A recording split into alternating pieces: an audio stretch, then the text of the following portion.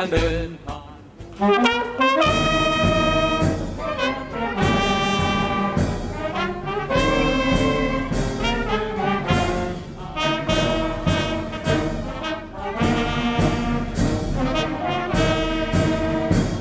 เพื่อใส่ฟ้าสา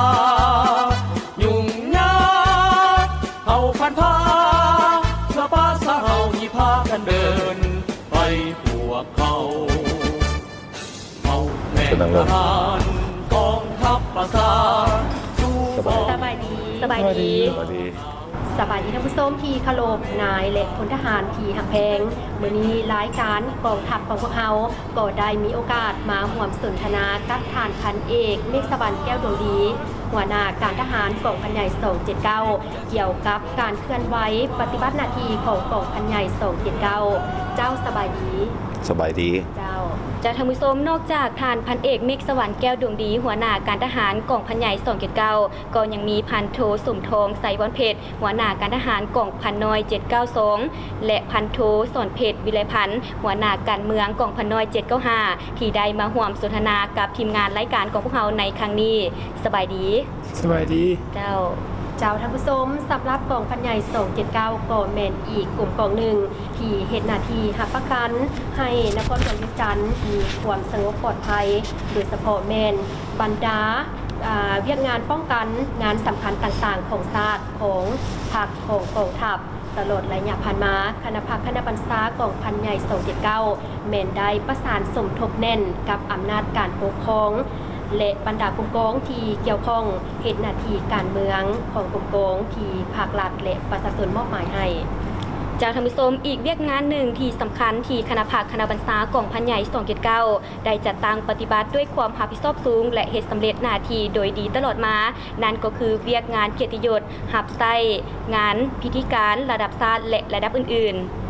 เจ้าสำหรับกองพันน้อย792ก็เป็นอีกกองหนึ่งในการนำเอาเนื้อในจิตใจของคณะพักคณะบรรษากองพันใหญ่279เพื่อว่าไปจัดตั้งปฏิบัติอยู่ในกลุ่มกองให้มีผลสำเร็จก่อนอื่นขอสบายดีบรรดาทานบรรดาสหายและทานผู้ชมทุกท่านเฮาพันเอกเมฆสวรรค์แก้วดวงดีเจ้าหัวหน้าการทหารกองพันใหญ่279แล้วก็มีความรู้สึกเป็นเกียรติและภูมิใจเป็นอย่างยิ่งที่ได้ตั้งหน้าให้คณะพักคณะบรรษานายและพลทหารทั่วกองพันใหญ่279มาร่วมรายการสนทนานำสถานีโทรภาพกองทัพในครั้งนี้และถือโอกาสนี้ก็ขอบใจนำทีมงานโทรภาพกองทัพที่ได้ให้โอกาสพวกเฮามาออกรายการในครั้งนี้มาร่วมรายการในครั้งนี้ยังมีสหายพันโทสมทองไสวรเพชรซึ่งเป็นหัวหน้าการทหารกองพัน792และก็พันโทสอนเพชรวิไลพันธ์เนาะซึ่งเป็นหัวหน้าการเมืองของกองพันหน่อย795จากหันนอกจากนั้นก็ยังมีบรรดากรมกองที่มาเข้าร่วมในมื้อนี้เบื้องทางซ้ายได้แม่นภาคส่วนกำลังกองแกวงเฮาปฏิไมวรสิมแก้ว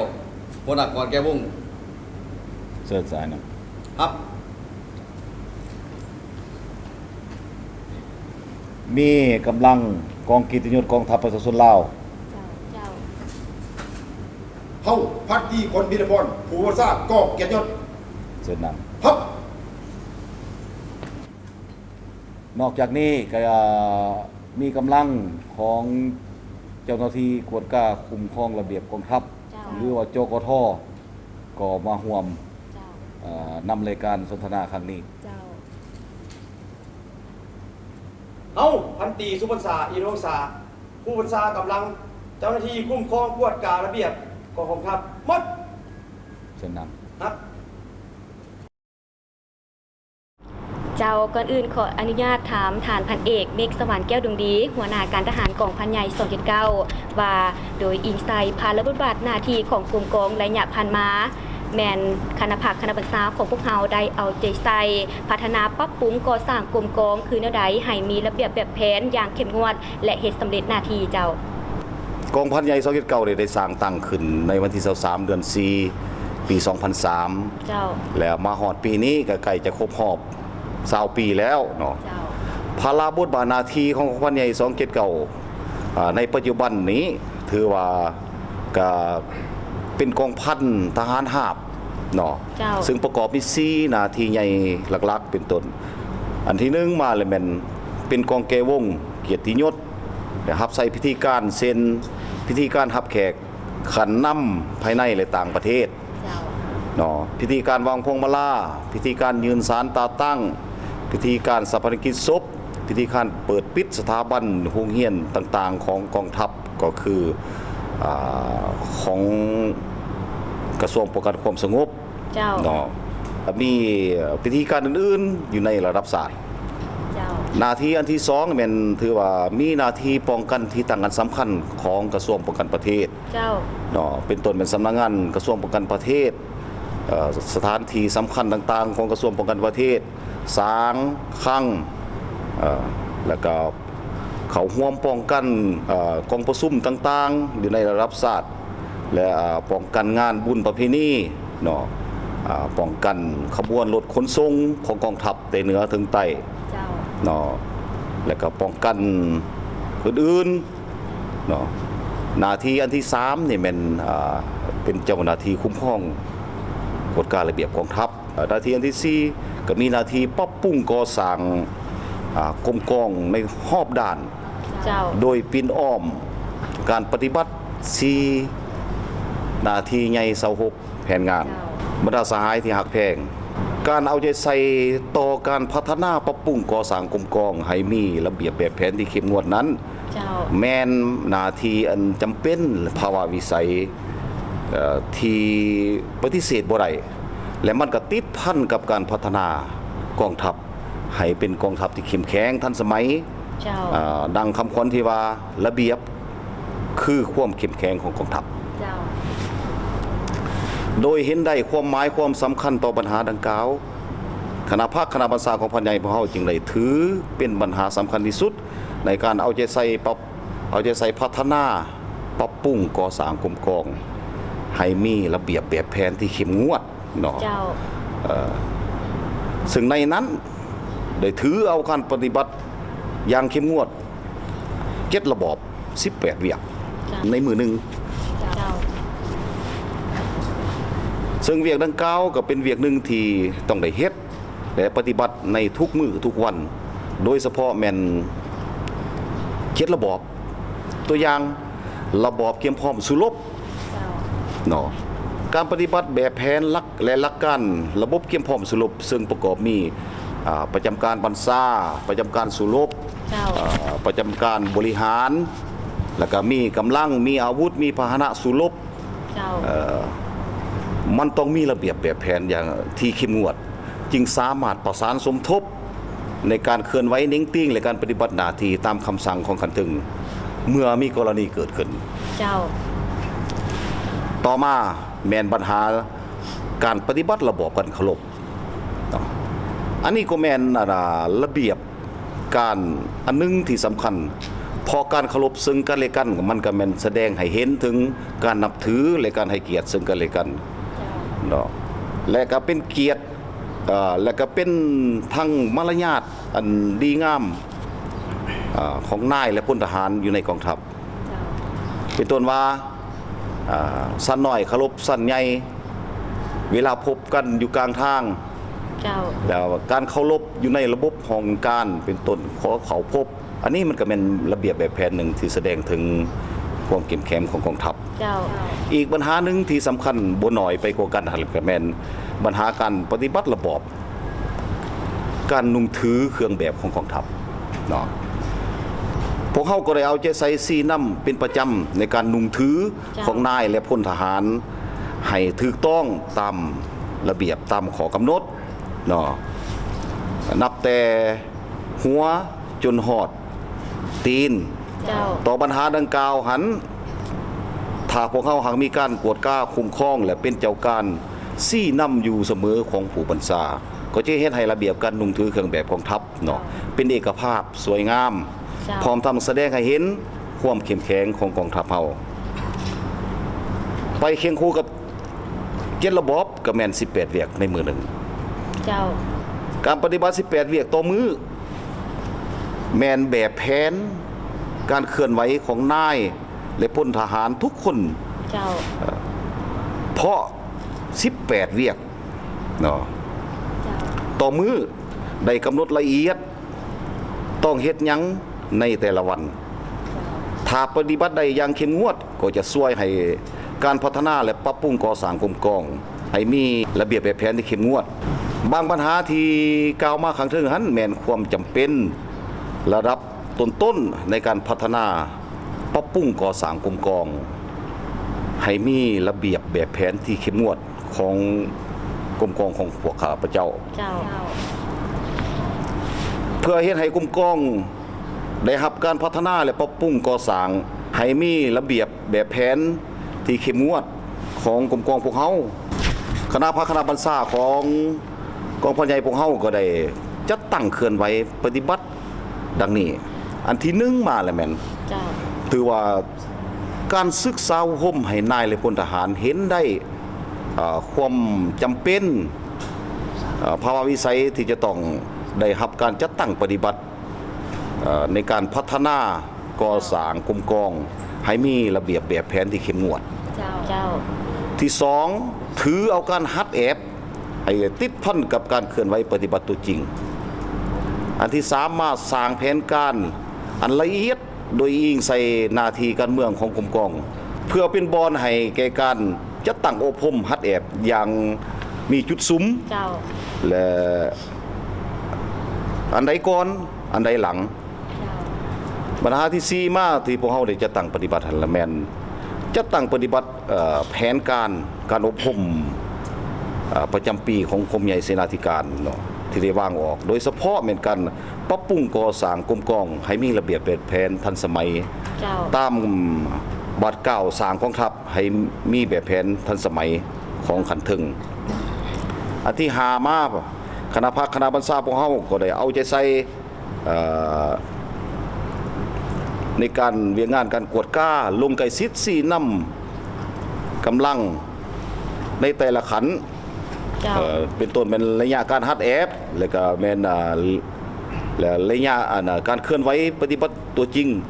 เป็นต้นเป็นระเบียบหน้าสนามและอื่น เจ้า ๆที่6มาแล้วมันถือว่าต้องมีการกล่าวเตือนเนาะพร้อมสรุปประเมินผลในการจัดตั้งปฏิบัติหน้าที่ในแต่ละครั้งบางปัญหาที่กองพันใหญ่พวกเฮาได้จัดตั้งเคลื่อนไหวปฏิบัติเพื่อพัฒนาปรับปรุงก่อสร้างกรมกอง เจ้า ให้มีระเบียบแบบแผนที่เข้มงวด เจ้า เจ้าท่านผู้ชมคือเฮาฮู้นำกันแล้วว่า การเคลื่อนไหวจัดตั้งปฏิบัติทุกหน้าที่เวียกงานก็มีทั้งข้อสะดวกและข้อยุ่งยากเคียงคู่กับผลสำเร็จนั้นผ่านการจัดตั้งปฏิบัติเวียกงานแล้วทางคณะบัญชาของพวกเขายังสังเกตเห็นว่ามีด้านใดที่ยังเฮ็ดบ่ทันได้ดีเท่าที่ควรที่เป็นบทเรียนเพื่อว่าจะพร้อมกันสืบต่อปรับปรุงแก้ไขในต่อหน้า บรรดาสหายทานผู้ชมทานผู้ฟังที่ฮักแพงทั้งหลาย ไปเคียงคู่กับผลงานและผลสำเร็จที่ได้กล่าวมาข้างเทิงหันการพัฒนาปรับปรุงก่อสร้างกรมกองให้มีแบบแผนที่เข้มงวดนั้น เจ้า ของพวกเขาก็ยังมีบางด้านที่บ่ทันเฮ็ดได้เป็นต้นนี่แม่น1แม่นระเบียบแบบแผนยังบ่ทันเข้มงวดตามความมีห้องต้องการโดยเฉพาะแม่นการป้องกันเวรยาม เจ้า ตามสถานที่สำคัญของพรรคของรัฐก็คือสถานที่ของกระทรวงป้องกันประเทศ มันแสดงออกคือยังมีนักรบและจำนวนหนึ่งบ่ปฏิบัติระเบียบของการป้องกันอย่างเข้มงวด เจ้า อันที่2มาสำหรับการยกระดับวิชาเฉพาะกองเกวงกองเกียรติยศถึงว่าความผิดพลาดบ่ค่อยมี เจ้า แต่ว่าถ้าอิงใส่ความมีห้องต้องการของระยะใหม่แม่นพวกเฮาต้องได้สู้ส้นให้หลายกว่านี้ เจ้า เพื่อพัฒนาวิชาเฉพาะด้านนี้เนาะ และเพื่อพัฒนาปรับปรุงก่อสร้างกรมกองให้มีระเบียบแบบแผนที่เข้มงวด ตามทิศก่อสร้างกองทัพให้มีระเบียบแบบแผนทันสมัยเนาะ เจ้า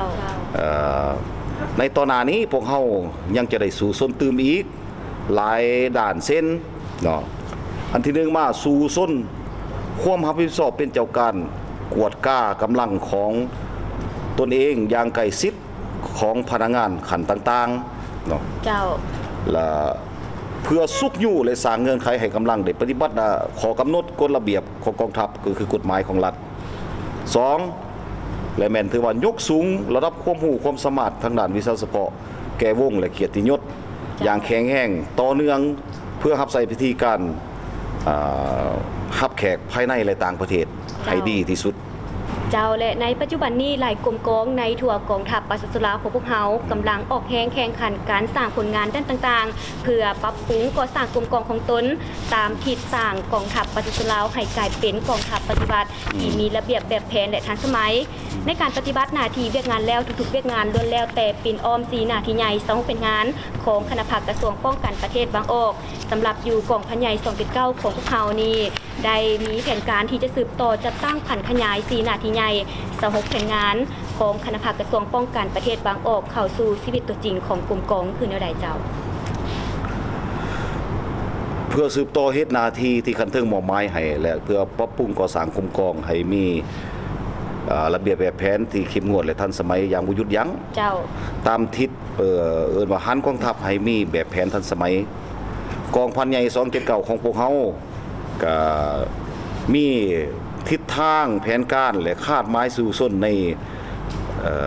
นแต่ละระยะอย่างดี เจ้า โดยปิ้นอ้อมปฏิบัติเนื้อใน4นาทีใหญ่26แผนงาน ของคณะภาคกระทรวงป้องกันประเทศได้วางออกให้ปรากฏผลเป็นจริง และการปฏิบัติบรรดาแผนงานต่างๆของกรมกองให้เป็นขบวนฟดฟืดและให้ปรากฏผลเป็นจริง เจ้า การปฏิบัติแผนงานต่างๆของกรมกองแม่นมีลักษณะต่อเนื่องเนาะแล้วก็มีผลสำเร็จและบรรลุขาดหมายได้ดีพอสมควร เจ้า ซึ่งประกอบมีดังนี้เนาะหนึ่งเอิ้นว่าหน้าที่เฮ็ดให้มีความสงบเนาะการปฏิบัติเฮ็ดให้บรรดาแผนงานให้มีความสงบโดยปินอ้อมการปฏิบัติแนวทางป้องกันศาสตร์ป้องกันความสงบของพรรคสมทบกับเวียงงานก่อสร้างหากฐานแบบมูลเสื้อ เจ้า เนาะแบบมูลเสื้อกับประชาชนท้องถิ่นเฮ็ดให้นายและพลทหารเป็นเจ้าการและมีสติเกียมพร้อมสู้ตลอด24ชั่วโมง เจ้า ต้านกลอุบายหันเปลี่ยนโดยสติของศัตรูและเกียมพร้อมแก้ไขทุกกรณีให้ทันเวลา เจ้า หน้าที่ที่2แม่นเวียกงานปรับปรุงก่อสร้างกำลัง เจ้า การปฏิบัติบรรดาแผนงานเวียงงานปรับปรุงก่อสร้างกำลังให้มีความหนักแน่นและทางด้านการเมืองทางด้านการจัดตั้ง เจ้า และถือเอาเวียงงานดังกล่าวที่และเป็นในนั้นเนี่ยเป็นถือเอาเวียงงานศึกษาอบรมการเมืองแนวคิดเป็นกกเนาะจากนั้นอะไรเป็นเพื่อเฮ็ดให้นายและพลทหารเสื่อมซึมเขารับรู้เข้าใจอย่างลึกซึ้งประกอบส่วนต่อขบวนการร่วมของกรมกอง เจ้า ให้มีความฟดฟื้นกว้างขวางในนั้นการปรับปรุงระเบียบแบบแผนและแม่นติดพันกับเวียงงานอบรมหัดแอบทำเฮียนวีซ่าต่างๆในแต่ละระยะให้เป็นปกติ เจ้า เพื่อเฮ็ดให้พนักงานในอนาคตมีระเบียบที่เข้มงวดแบบแผนเฮ็ดเวียกที่ดี เจ้า เนาะศึกษาเฮ็ดให้นายและพลทหารมีความสำนิชำนาญ เจ้า และสามารถปฏิบัติหน้าที่ของตนให้มีประสิทธิภาพอย่างสูง การปฏิบัติข้อกำหนดกฎระเบียบของกองทัพเนาะได้วางออกในโดยเฉพาะและแม่น7ระบอบ18เวียกของคันเทิง เจ้า เฮ็ดให้กลายเป็นเวียกประจำวันปกติ เพื่อสร้างเงื่อนไขให้กรมกองเป็นกรมกองที่มีระเบียบแบบแผนที่เข้มงวด เจ้า หน้าที่อันที่3แม่นหน้าที่พึ่งตนเองกลุ่มตนเองแก้ไขชีวิตการเป็นอยู่เพื่อปฏิบัติบรรดาแผนงานของพระราธิการและการแก้ไขชีวิตการเป็นอยู่แม่นเป็นคาดไม้สู่ส้นอันหนึงที่กองพันใหญ่ของพวกเฮาได้ถือเป็นความสำคัญเพื่อสร้างเงื่อนไขและพื้นฐานเศรษฐกิจมีการขยายตัวและก่อสร้างพระราธิการกับที เจ้า หน้าที่อันที่4พัวพันกับต่างประเทศ เจ้า ตัวนี้พวกเฮาก็ได้สืบต่อพัวพันกันโดยเฉพาะแม่นกับสสเวียดนาม เจ้า เกี่ยวกับส่งพนักงานไปยกระดับวิชาเฉพาะแก่วงของกองทัพเฮา เจ้า นั่นในแม่นบรรดาการพัฒนากรมกองปินอ้อม4นาทีใหญ่สหกเป็นงานของกองพันใหญ่279เจ้าท่านผู้ชมคือเฮาฮู้นำกันแล้วว่ากองพันใหญ่279มีบรรดากองพันน้อยที่ขึ้นกับหลายกลุ่มกองและเฮ็ดหน้าที่วิชาเฉพาะที่แตกต่างกันไปภายใต้การชี้นำพาของคณะภาคคณะบัญชากองพันใหญ่279และมีผลงานที่เห็นว่าเด่นในกองพันใหญ่เนาะกองพันน้อยที่ขึ้นกับกองพันใหญ่279อันนี้ก็ต้องขออนุญาตนำคณะภาคคณะบัญชาและบรรดากองพันน้อยที่ขึ้นกับกองพันใหญ่279เนาะอันนี้แน่นอนว่าคำถามนี้ก็บ่ได้หมายความว่าบรรดากลุ่มกองเฮ็ดบ่ได้ดีเนาะแต่ว่าเคียงคู่กันนั้นบรรดากลุ่มกองก็เฮ็ดหน้าที่วิชาเฉพาะได้ดีที่สุดเนาะแต่ว่าในกระบวนการแห่งการปฏิบัติหน้าที่เรียกงานวิชาเฉพาะแน่นอนอยู่แล้วว่าต้องมีกลุ่มกองอื่นเนาะที่ว่าเฮ็ดได้ดีแล้วก็มีผลงานที่พ้นเด่นเนาะอันนี้ตรงนี้เนาะเจ้าผ่านการเคลื่อนไหวปฏิบัติหน้าที่ในระยะผ่านมาหลายกรมกองที่ขึ้นกับกองพันใหญ่ของพวกเฮาก็ได้เฮ็ดสำเร็จหน้าที่และก็ได้มีผลงานที่น่าพึงพอใจเจ้าแต่ผ่านการขบวนการตัวจริงมันก็มีกรมกองที่ดีก่อนเจ้าเด่นก่อนและก็ตามลำดับมาฮอดปัจจุบันนี้ถือว่ากองพันน้อย792และแม่นกองพันหนึ่งที่สามารถเฮ็ดสำเร็จหน้าที่ตามการมอบหมายของกองพันใหญ่เจ้า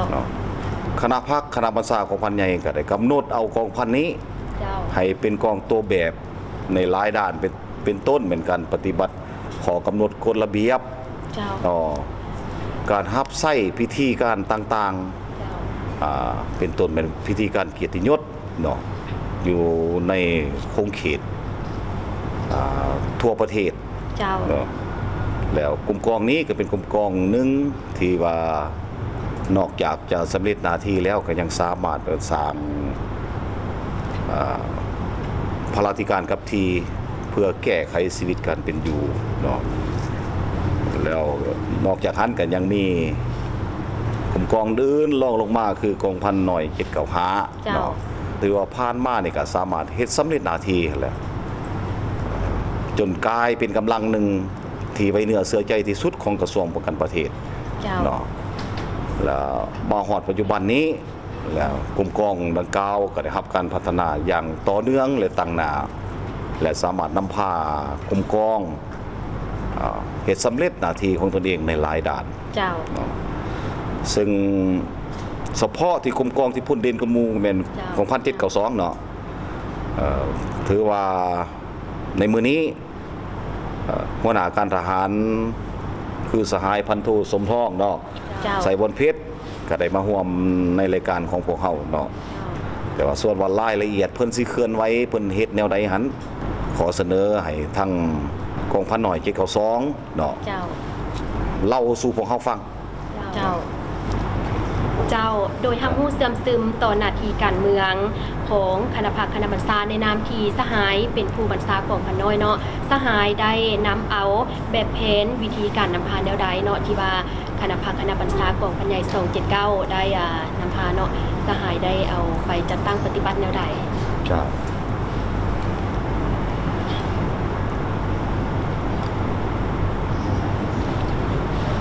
ข้าพเจ้าเนี่ยพันโทสมทอง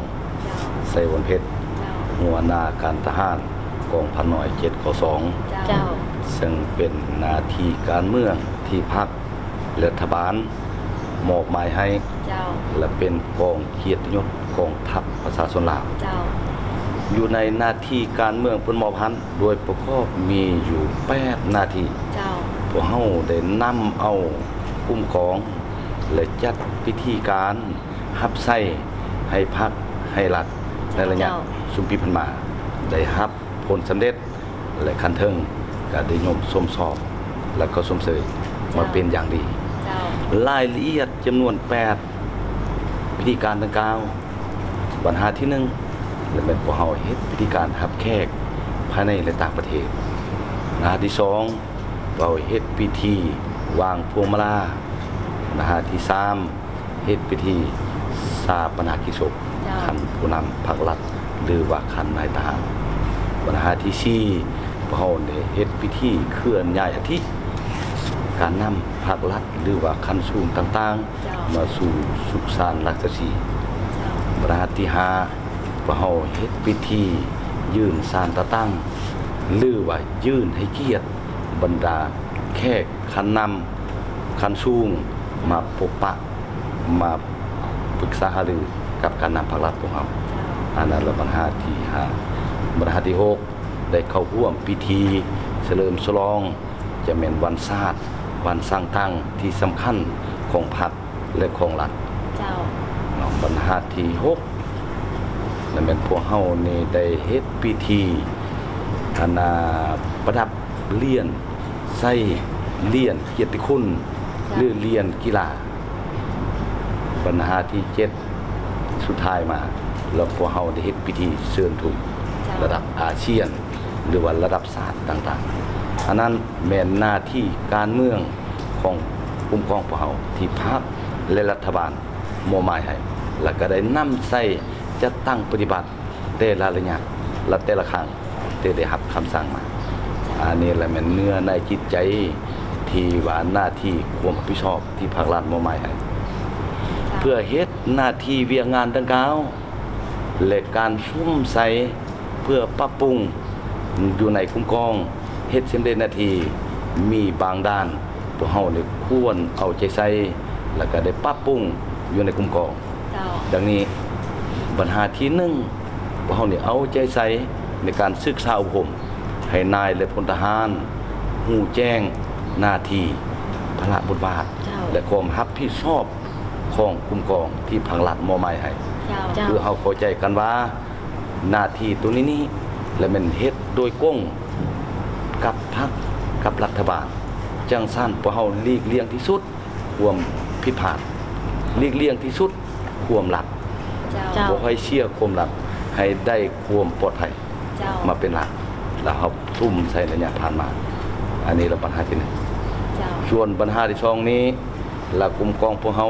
ได้โดยอิงเสทิศชี้นำของคันเทิงเป็นหลักแล้วก่อนจะเข้ามาเป็นกำลังกองเกียรติยศกองทัพประชาชนลาวนั้นพวกเฮาได้คัดเลือกบรรดาบุคลากรหรือว่าความสูงของกำลังที่จะเข้ามาอยู่กองเกียรติยศ เจ้า ต่ำสุดให้มันได้อยู่เมตร75ขึ้นไป เจ้า เพื่อนำใส่เวียงงานที่ดังกล่าวอันนี้ละปัญหาที่2 เจ้า ส่วนปัญหาที่3นั้นพวกเฮานี่แบ่งความรับผิดชอบให้พนักงานแต่ละคันแต่ละหัวหน่วยแต่ละหน้าเวียกพวกเฮาการรับใช้พิธีการตัวนี้มีมันแต่ละหน้าเวียกแต่ละพิธีการมันแตกต่างกัน การนำใส่กำลังการรับใช้พิธีการหรือว่าการใส่ดันกำลังทุนพลแตกต่างกันจังซั่นน่ะพวกเฮาแบ่งความรับผิดชอบในการฝึกแอพเฮีย เจ้า ให้มันไปตามวิชาเฉพาะให้มันไปตามหน้าเวียกแต่ว่าเอาจริงเอาจังแบ่งความรับผิดชอบแต่ละหน้าเวียกแล้วละแบ่งงานให้พนักงานโดยเฉพาะพนักงานสมาชิกพรรคทั้งเป็นครูอาจารย์ทั้งเป็นผู้บรรษาทั้งนำพาเฮ็ดตัวจริงนั่นแหละผ่านมาแล้วพวกเฮาเฮ็ดแนวนั้น เจ้า แล้วเวียกตัวนี้ถือว่าการทำเวียนผ่านมานี่ก็ดีหั่นแล้วภาครัฐก็นิยมชมชอบแต่ว่ากลุ่มกองพวกเฮาได้วางคานไม้และได้วางคำขวัญปะไว้ว่าเกี่ยมให้พร้อมซ่อมให้ดีเพื่อเฮ็ดสำเร็จหน้าที่การเมืองของกลุ่มกอง จ้ะ อันนั้นน่ะเป็นคำขวัญของกลุ่มกองพวกเฮาวางออกและได้เฮ็ดป้ายที่เตือนใจให้นายและพลทหารได้อ่านได้ศึกษาเนาะอันนี้ละปัญหาที่3 ส่วนปัญหาที่4พวกเฮานี่ได้เอาใจใส่กวดก้าการประกอบการนุ่งถือให้นายและพลทหารก่อนจะออกไปเฮ็ดเวียกเนาะการนุ่งถือเอิ้นว่ากวดก้าระเบียบร่วมและก็กวดการระเบียบส่วนตัว เจ้า พิเศษกลุ่มกองพวกเฮานี่ได้มีหน่วยงานสักนิด เจ้า รับผิดชอบในการอนามัยรับผิดชอบในการเป็นระเบียบเรียบร้อยในการนุ่งถือบางเทื่อเฮานำใส่กำลังเทื่อละ100 200 300กลับมาแล้วมันบ่เข้าสักนิด เจ้า แล้วเพิ่นเฮ็ดอนามัยอันใหม่ให้เป็นละเอียดอันนั้นละปัญหาที่4และปัญหาที่5นอกจากเวียกงานประชาสัมพันธ์แล้วพวกเฮาก็ได้เอาใจใส่คือกับกลุ่มกองอื่นๆโดยปฏิบัติ4นาทีใหญ่16แผนงานในการปรับปรุงก่อสร้างกลุ่มกองไปพร้อมๆกับหน้าที่การเมืองของกลุ่มกอง เจ้า เนาะและปัญหาสุดท้ายแล้วพวกเฮาได้ภายหลังเฮ็ดสำเร็จหน้าที่ทุกดังแล้วพวกเฮาก็ได้นำเอาพนักงานหลักแรงได้สรุปสั่งรวมกวดคาปัญหาที่ดีเด่น เจ้า ปัญหาที่ควรเอาใจใส่เพื่อเป็นบทเรียนแล้วก็เพื่อปรับปรุงเฮ็ดไปเทื่อหน้า เจ้า ถึงจะดีปานใดก็มีการสติไปตลอด เจ้า เนาะอันนั้นละบางเนื้อในจิตใจได้ร่วมสนทนากับโทรภาพกองทัพพวกเฮา เจ้า ในมื้อนี้เอาเวียกงานสาธารณสุขของกลุ่มกอง เอาเวียกงานการปรับปรุงก่อสร้างกลุ่มกองตาม4นาทีใหญ่16แผนงานซึ่งกลุ่มกองพวกเฮาก็เป็นกลุ่มกองหนึงคือดังสหายพันเอกเมฆสวรรค์ได้ยกมาเมื่อกี้นี้ เจ้า เป็นกลุ่มกองหนึ่งเป็นกลุ่มกองอยู่ในแถวหน้าในการปรับปรุงระเบียบแบบแผนกับเป็นกลุ่มกองหนึ่งแต่เป็นกลุ่มกองปลอดไส้ปลอดภัยแล้วก็ปลอดคดี เจ้า และอีกก็เป็นกลุ่มกองหนึ่งปลอดไส้เข้มแข็งและหนักแน่นมาได้11สมัยต่อเนื่องกันเนาะอันนี้ข้าพเจ้าต่างนายคณะพักคณะบรรษากองพัน792 เจ้า ได้เข้าร่วมแสดงรวมขอบอกขอบใจทางโทรภาพกองทัพประชาชนลาวขอบใจ เจ้าใจ นอกจากกองพันหน่อย792เนาะที่เพิ่นได้เว้ามาในการปรับปรุงก่อสร้างกรมกองให้มีระเบียบแบบแผนเข้มงวด เจ้า อยู่ใน279ของเฮาก็ยังมีกองพันหนึ่งซึ่งเป็นกองพันที่เฮ็ดหน้าที่ป้องกันโดยเฉพาะแล้วก็เป็นกองพันที่เฮ็ดหน้าที่เป็นเจ้าหน้าที่คุ้มครองกวดการระเบียบกองทัพหรือว่าจกทเนาะ เจ้า ซึ่งกองพันนี้ก็เป็นกองพันหนึ่งที่ได้รับมอบหมายหน้าที่กับนักหน่วงพอสมควร เจ้า หรือว่าได้รับผิดชอบป้องกัน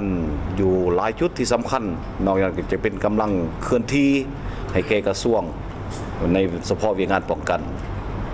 นับแต่เหนือถึงใต้ เจ้า ละเอียดสิเป็นอะไรเป็นมอบให้ทางของพันหน่อย795เป็นผู้มีคำเห็น เจ้า เจ้าผ่านการจัดตั้งปฏิบัติหน้าที่ตัวจริงเนาะสามารถถอดถอนบทเรียนได้คือแนวใดในการซี่นำพาในขงเขตเวียกงานด้านต่างๆ ภายในกองพันน้อยของพวกเราเจ้า สวัสดีเฮาพันโทซ่อนเพชรวิไลพันธ์หัวหน้าการเมืองกองพันหน่วย795มื้อนี้ก็เป็นมื้อหนึงที่ตั้งนายคณะพรรคคณะวัฒกองพันหน่วย795ที่ได้มาสนทนากับโทรภาพกองทัพ เจ้า เพื่อว่าอันที่หนึ่งหั่นกลุ่มกองพวกเฮาก็ว่าเห็นดีทางเอกภาพทางหัวหน้าเมฆสวรรค์ได้เว้ามาหั่นแนะนำว่ากลุ่มกองพวกเฮาเป็นกลุ่มกองเฮ็ดหน้าที่นั่นนี่นะเพิ่นได้ก็แนะนำมาแล้ว เจ้า แต่ว่าเขานับแต่นั่นนะเขาก็อิงใส่แผนการประจำกองพันใหญ่299บางออกอิงใส่แผนการของกลุ่มกอง โดยรับรู้เสื่อมซึมต่อหน้าที่การเมืองของกองพันหน่อย795พวกเฮา เจ้า ก็เหมือนกลุ่มกองหนึ่งที่ขึ้นกับกองพันใหญ่279ใส่การสีนำพาโดยกองหอบด้านจากคณะพรรคคณะวัฒกองพันใหญ่279 เจ้า กลุ่มกองแม่นได้นำเอาแผนการของกองพันใหญ่279มาจัดตั้งพันขยาย ให้สอดคล้องกับหน้าที่การเมืองของกองเป็นต้นเหมือนการอบรมหัดแอบ เจ้า การเมืองการทหารพลาเทคนิคและหน้าที่วิชาเฉพาะจกท เจ้า ของกองในแต่ละระยะให้เป็นปกติต่อเนื่อง เจ้า เพื่อยกสูงความสำนิสำนานกลุ่มกองพวกเราให้พนักงานนักรบอยู่ในกลุ่มกองให้สูงขึ้น เจ้า เรื่อยๆสี่นำพาบรรดาหัวหน่วยกลุ่มกองที่ขึ้นกับการจัดตั้งปฏิบัติแผนการของขันเทิงก็คือกลุ่มกองวางออกแต่ละระยะให้เป็นหูประธรรมในการปรับปรุงก่อสร้างกลุ่มกองในทุกด้าน เจ้า อิงใส่สีนาทีใหญ่26แผนงานคณะพักกระทรวงป้องกันประเทศวางออก เจ้า ได้จัดตั้งพนักงานลงก่อสร้างอาคารแบบมูลเชื่อในขอบเขตกลุ่มกองหับซอบเป็นต้นบ้านโศกน้อยโศกใหญ่ เจ้า บ้านห้องสุภาพแต่ละเดือนเหมือนเป็นปกติ เพื่อส่งแสงรายงานให้คะแนนก่อสร้างอาคารกองพันใหญ่279 เจ้า 2. ได้เอาใจใส่ศึกษาพรมการเมืองนำพาแนวคิดให้พนักงานสมาชิกพรรคนักรบตลอดหอดองค์การจัดตั้งมหาชนสาวนุ่มแม่ยิ่งอยู่ภายในกลุ่มกองเป็นปกติ เจ้า ต่อเนื่องเฮ็ดให้พนักงานสมาชิกพรรคนักรบสาวนุ่มแม่ยิ่งภายในกลุ่มกองมีแนวคิดอุ่นเอียนทุนเทียง เจ้า สามารถเฮ็ดสำเร็จหน้าที่การเมืองของกลุ่มกองก็คือขันเทิงหมอไม้ให้ เจ้า 3. ได้ชี้นำบรรดากลุ่มกองเอาใจใส่ป้องกันขอบเขตกลุ่มกองรับผิดชอบมีความสงบปลอดภัยหัวสนหอย เจ้า เป็นต้นแม่นป้องกันที่ตั้งขอบเขตกลุ่มกองตั้งทัพอยู่ป้องกันจุดประตูโค้งใหญ่เข้าออกข่ายคนเข่ง เจ้า ป้องกันแขกภายในและต่างประเทศป้องกันกองประชุมต่างๆป้องกันไปนำรถสลามภายในนครหลวงและต่างแขงและจุดอื่นๆตามคำสั่งของกองพันใหญ่ เจ้า ได้นำพากลุ่มกองเฮ็ดเปียงงานแก้ไขชีวิตการเป็นอยู่เลี้ยงสัตว์ประเภทต่างๆเป็นต้นเลี้ยงงัว35ตัว เจ้า เลี้ยงแวะ15ตัวและสัตว์ปีกจำนวน1ปีผ่านมากลุ่มกองสามารถสร้างไร่ฮับเขากลุ่มกองการปลูกการเลี้ยงในเป็นเงิน100 ล้าน9,125,000 กีบ เจ้า ได้เฮ็ดให้ชีวิตการเป็นอยู่ของกลุ่มกองดีขึ้นเรื่อย เจ้า ๆนอกจากการปรับปรุงกลุ่มกองแก้ไขชีวิตการเป็นอยู่แล้ว 3. พวกเราก็ยังผ่านมาการสีนำพาปฏิบัติแผนการดังกล่าวก็ปราศจากบ่ได้โครงข้าง เจ้า ต้องได้ปรับปรุงแก้ไขในต่อหน้า เจ้า การปฏิบัติ7ระบบ18เวียกในมือหนึ่งของกองทัพวางออก มีพนักงานนักรบจำบางสหายก็ยังปฏิบัติบ่ทันใดดีเท่าที่ควร เจ้า เป็นต้นการไปละมาการสติต่อการจะตั้งการดิกินภูมิเพื่อยการเฮ็ดนาทีป้องกันมีบางขังข้าวบางสหายยังขาดความเข้มแข็ง เจ้า ขาดสติการติดตามสภาพการจำนวนหนึ่งบางขังข้าวยังถือขัดเทิงตรงติ เจ้า ท่านี้ขออวยพรให้คณะพักคณะภาษากองพันใหญ่279จงมีสุขภาพเข้มแข็งอวยพรให้พนักงานนักรบอยู่ในกลุ่มกองจงมีสุขภาพเข้มแข็งอวยพรให้โดยโทรภาพที่มาห่วงสนทนาในวันนี้จงมีสุขภาพเข้มแข็งขอจบ เจ้าขอขอบใจ เจ้าต่อไปอนุญาตทานพันเอก เมฆสวรรค์แก้วดวงดีหัวหน้าการทหารกองพันใหญ่โศก79นอกจากคำถามที่ได้ถามไปนั้นเนาะทานมีหยังตื่มที่จะนำเสนอให้ทานผู้ชมได้รับรู้เนาะเกี่ยวกับผลงานการเคลื่อนไหวของกองพันใหญ่โศก79ในระยะผ่านมาก็คือปัจจุบัน ผ่านระยะผ่านมาเนาะ เจ้าน อกจากการปรับปรุงก่อสร้างระเบียบแบบแผนให้เข้มงวดแล้ว เจ้า กองพันใหญ่279ของพวกเฮาก็ได้เอาใจใส่ในด้านอื่น เจ้า ๆโดยปิ้นอ้อมกับ4หน้าที่ใหญ่26แผนงาน เจ้า แต่ผ่านการจัดตั้งปฏิบัติเห็นว่าปัญหาต่างๆความยุ่งยากต่างๆ และการแก้ไขปัญหาก็คอยได้รับประสิทธิผลขึ้นนับมือนับดี เจ้า แล้วเฮ็ดให้ใบหน้าของกรมกองก็มีอันใหม่ขึ้นเนาะซึ่งอีกบ่โดนนี้กองพันใหญ่ของพวกเฮาก็จะได้ฉลองครบรอบ20 ปี เจ้า แห่งการสร้างตั้งกองพันใหญ่ของพวกเฮาซึ่งตั้งขึ้นในวันที่23เดือน4ปี 2003 และมาฮอดวันที่23เดือน4ปี2023ผู้ที่ครบรอบ20 ปี เจ้า สั่นเพื่อระลึกขึ้น20 ปีแห่งการเติบใหญ่ขยายตัวพวกเขาก็ได้มีจัดตั้งมีว่าการสร้างขบวนการตอนรับต่าง เจ้า ๆเนาะแล้วก็จะมีบรรดานาเวียกหลายอย่างแล้วก็จะเพื่อเฉลิมฉลองในวันสร้างตั้งกองพันใหญ่ครบรอบ20 ปีนี้ เจ้า คือว่าในเดือน4ปี2023เนาะ เจ้า แล้วพวกเขาจะได้จัดตั้งเฉลิมฉลองให้ยิ่งใหญ่เนาะสมว่าพวกเขาเติบใหญ่มา20 ปี ส่วนปัญหาอื่นแล้วเนาะก็เห็นว่าก็อยู่ในภาวะอยู่ในจังหวะที่เกียมพร้อม เจ้า เนาะหน้าที่ของพลใหญ่เฮาได้กล่าวไปแล้ว แล้วพวกเฮาก็ได้เฮ็ดสุดขีดแล้ว แล้วก็ผลออกมาก็มีอันดีอันคงข้างคือได้เว้าพันมาหัน เจ้า แต่แนวใดก็ดีเพื่อให้กองพันใหญ่ได้รับการพัฒนาปรับปรุงก่อสร้างกรมกอง ให้มีระเบียบแบบแผนเข้มงวดยิ่งขึ้นนั้น เจ้า ทางคณะพักคณะบรรษาพร้อมโดยนายและพลทหารของพันใหญ่279ของพวกเฮาครับจะพร้อมกันสู่ส้น เจ้า เนาะเพื่อปรับปรุงกรมกองตัวเองให้เป็นกรมกองที่มีระเบียบแบบแผนที่เข้มงวดให้กลายเป็นกองทัพที่มีระเบียบแบบแผนทันสมัย เจ้า ขอขอบใจ เจ้า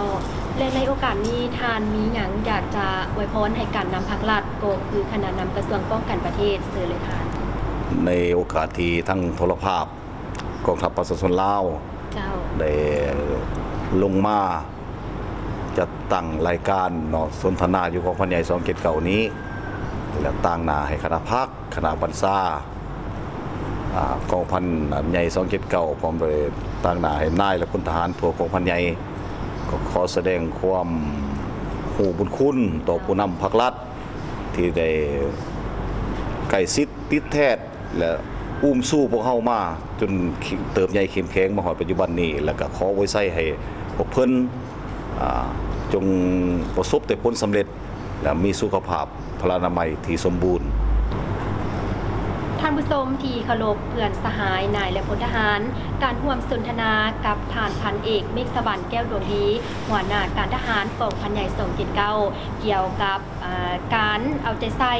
พัฒนาปรับปรุงก่อสร้างกรมกองให้มีระเบียบแบบแผนอย่างเข้มงวดเหตุสำเร็จหน้าที่โดยปฏิบัติตามแผนการจัดตั้งพันขยาย4หน้าที่ใหญ่26แผนงานของคณะพักกระทรวงป้องกันประเทศวางออกให้เข้าสู่ชีวิตตัวจริง เจ้าจากผลงานที่คณะพักคณะบรรษาพร้อมด้วยบรรดาพนักงานนักรบทั่วกองพันใหญ่279สร้างมาได้นั้นได้ประกอบส่วนอันสำคัญเข้าในการปรับปรุงก่อสร้างกองทัพประชาชนลาวให้กลายเป็นกองทัพปฏิบัติที่มีแบบแผนและทันสมัย ก็คือภารกิจปกปักรักษาและสร้างสรรค์พัฒนาประเทศชาติ เจ้าท่านผู้ชมมอนี่เวลาการสนทนา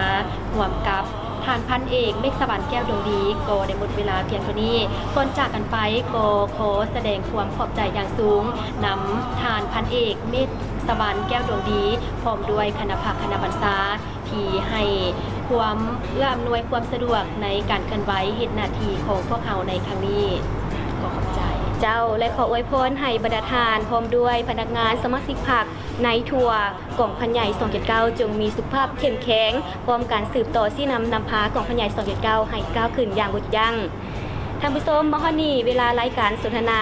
ก็ได้หมดเพียงเท่านี้ขอบใจทุกท่านที่ให้การติดตามรับชมพบกันใหม่ในโอกาสหน้าสำหรับมื้อนี้สบายดี สบายดี จงรักษาเกียรติศักดิ์ศรีของกองทัพเก่งกาป่าสาสนลา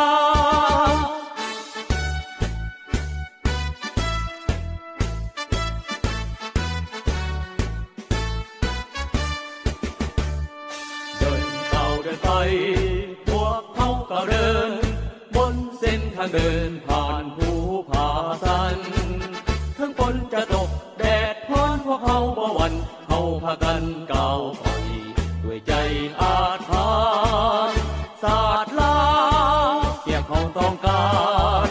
ทหารต้องไปเพื่อหาใส่ฟ้าสายุ่งยากเขาพันพาเพื่อป้าสาเฮาที่พากันเดินไปพวกเขาแม่นทหารกองทัพประสาสู้บ่เคยถอยบุกหน้าก้าวไปอเมริกาพวกคุณจะอยู่แห่งใดเขาต้องไปตามที่ขับไล่มันหนีเพื่อชาติเพื่อสิทธิเสรีชีวิตจะสิ้นก็เพื่อพวงป้าสา